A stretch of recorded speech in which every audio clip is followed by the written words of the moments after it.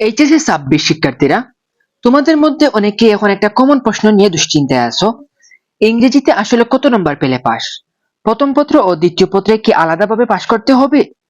যদি তুমি এই বিষয়টা নিয়ে কনফিউশনে থাকো, তাহলে আজকের এই ভিডিওটি অবশ্যই শেষ পর্যন্ত মনোযোগ দিয়ে দেখো, কারণ আজ আমি মাত্র কয়েক মিনিটের মধ্যেই এমনভাবে পুরো বিষয়টা বুঝিয়ে দিব যাতে এরপর ইংরেজিতে পাস মার্ক নিয়ে তোমার আর কোনো প্রশ্নই না থাকে।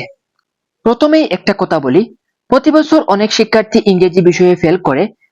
গত বছরও সবচেয়ে বেশি শিক্ষার্থী এই বিষয়েই অকৃতকার্য হয়েছে।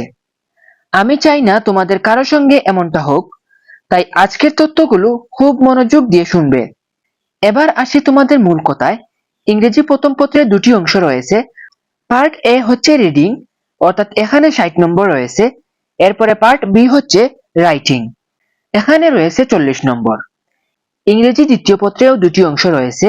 পার্ট এ হচ্ছে গ্রামার এবং পার্ট বি হচ্ছে রাইটিং, এখানেও 60 নম্বর এবং 40 নম্বর এভাবে পরীক্ষা হয়। অর্থাৎ দুই পত্র মিলিয়ে তোমাদের মোট নম্বর হচ্ছে 200। এখন সবচেয়ে গুরুত্বপূর্ণ বিষয় হলো, অনেকেই মনে করে প্রথম পত্রে আলাদা পাস করতে হবে, আবার দ্বিতীয় পত্রে আলাদা পাস করতে হবে। আসলে বিষয়টা এমন নয়। শিক্ষা বোর্ড দুটি পত্রে মোট একসঙ্গে যোগ করে ফলাফল তৈরি করে। অর্থাৎ 200 নম্বরের মধ্যে যদি 66 নম্বর পাও, তাহলে তুমি ইংরেজি বিষয়ে পাস করতে পারবে এবং তুমি ডি গ্রেড পাবে।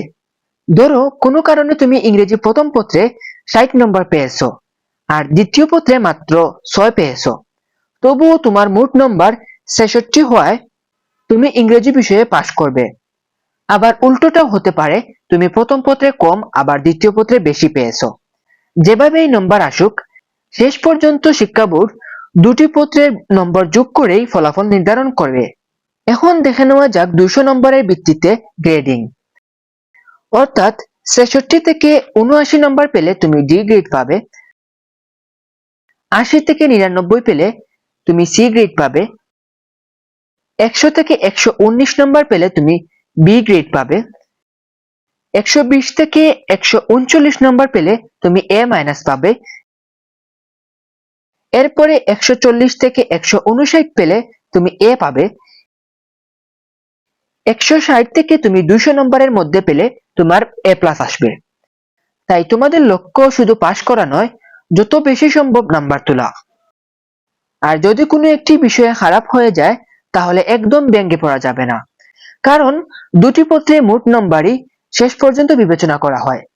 তাই এখন থেকে নিয়মিত রিডিং, গ্রামার, রাইটিং এবং কম্পোজিশন ভালোভাবে অনুশীলন করো এবং পরবর্তী পরীক্ষায় মনোযোগ দাও। ইনশাল্লাহ ভালো প্রস্তুতি নিলে ইংরেজি সহ সকল বিষয়ে ভালো ফলাফল করা সম্ভব। ভিডিওটি যদি তোমার উপকারী মনে হয়, তাহলে তোমার বন্ধুদের সাথে শেয়ার করো, যাতে তারাও সঠিক নিয়মটি জানতে পারে এবং তারাও উপকৃত হতে পারে। এছাড়া আমাদের চ্যানেলটিকে সাবস্ক্রাইব করে আমাদের পাশে থাকো। সবাই ভালো থাকবে, সুস্থ থাকবে। আল্লাহ হাফেজ সবাইকে।